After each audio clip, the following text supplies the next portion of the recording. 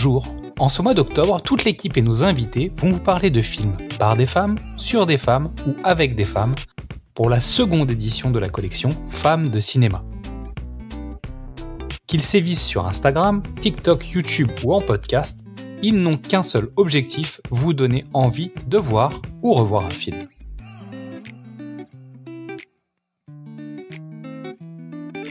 Chez Le Pitch était presque parfait, on essaye de laisser le champ libre à toutes et tous. Alors quand M Cinéphilie nous a proposé un film de Paul Verhoeven, on accompagne le challenge. Donc pour sa première participation, elle s'attaque à La chair et le sang de Paul Verhoeven. Bonjour à toutes et à tous, c'est M Cinéphilie et je suis ravie aujourd'hui de vous parler d'un de mes films préférés dans la filmographie d'un de mes réalisateurs préférés. Alors je remercie chaleureusement l'équipe du podcast Le Pitch était presque parfait pour leur invitation. Et maintenant, place aux révélations. J'ai choisi de vous parler de La chair et le sang, sorti en 1985 et réalisé par Paul Verhoeven. Film dans lequel on retrouve des thèmes récurrents du réalisateur, religion, politique, sexe, le tout dans un décor situé entre le Moyen-Âge et la Renaissance en 1501, période charnière de l'histoire.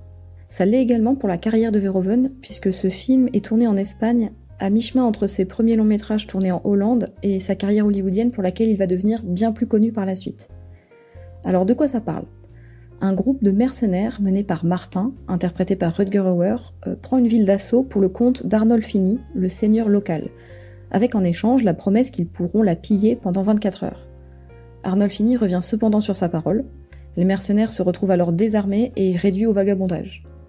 Martin et ses camarades attaquent un convoi où se trouve Agnès, interprétée par Jennifer Jason Leigh, une jeune vierge promise à Stéphane, le fils d'Arnolfini. Pour se venger, Martin en fait sa prisonnière et son objet sexuel. Stéphane va cependant s'avérer être un adversaire redoutable, assiégeant avec stratégie le château dans lequel les mercenaires se réfugient. Le personnage d'Agnès est cependant loin d'incarner le cliché de la demoiselle en détresse, et c'est précisément pour cette raison que j'ai décidé de vous parler de ce film aujourd'hui. Il n'est pas rare dans la filmographie de Paul Verhoeven de retrouver des personnages féminins forts, maîtresses de leur destin et de leur corps, souvent utilisés d'ailleurs pour parvenir à leur fin.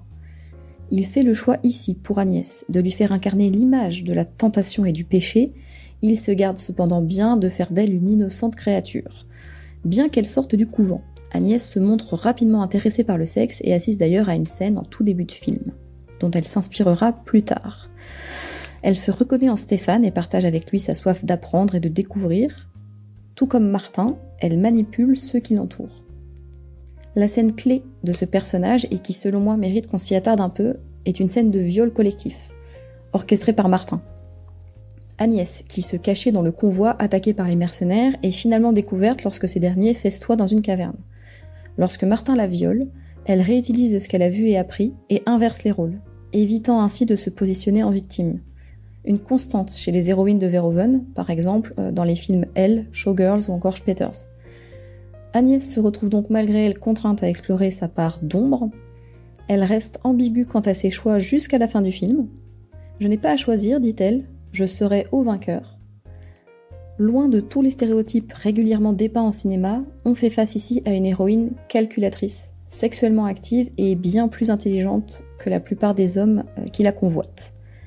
Un film transgressif donc, représentatif de la filmographie de Paul Verhoeven, que je vous invite à découvrir. Une fresque épique sublimée par la musique de Basil Poledouris. M Cinéphilie, merci d'avoir relevé le challenge. Nous sommes très contents de ta participation à cette collection. Vous pouvez découvrir ses avis sur son compte Instagram. Évidemment, le lien en description. Comme nous sommes en octobre et que notre collection parle des femmes de cinéma, il nous a semblé logique de pinkwasher un peu tout ça en associant ces épisodes à l'opération Octobre Rose, car il est bon de rappeler l'importance de la prévention autour du cancer du sein.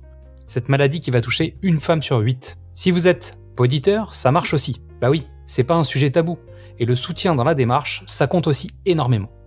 Alors, chère poditrice, aidez-nous à prendre soin de vous et parlez-en à votre médecin ou à votre gynécologue. Vous pouvez nous retrouver sur Facebook, X, Instagram, TikTok, YouTube ou Letterboxd. Ce sont vos commentaires et vos votes qui vont nous aider le plus. Alors un grand merci à vous. Nous avons créé pour vous des playlists musicales autour des différents formats que nous proposons sur Deezer et sur Spotify. Et à demain pour découvrir une nouvelle femme de cinéma.